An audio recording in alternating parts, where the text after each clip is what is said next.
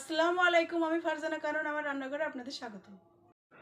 আজকে আমার বাড়ির গাছের লিচু দিয়ে জুস তৈরি করে দেখাবো। এখন লিচু ছিলে নেব। এইভাবে লিচু ছিলে নেব।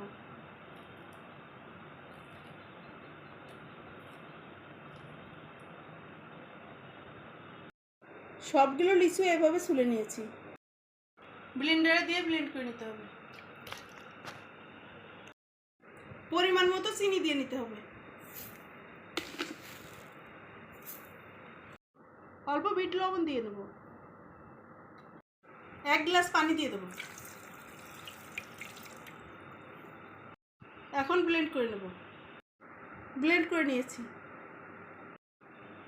কিছু বরফ কুচি দিয়ে দেবো। কুচি করা লিচু দিয়ে দেবো। লিচুর জুস ঢেলে দেবো।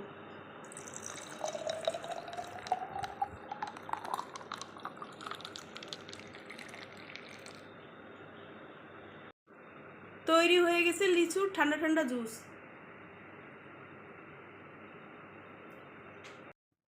চ্যানেলটি ভালো লেগে থাকলে লাইক, কমেন্ট, শেয়ার, সাবস্ক্রাইব করে পাশে থাকবেন।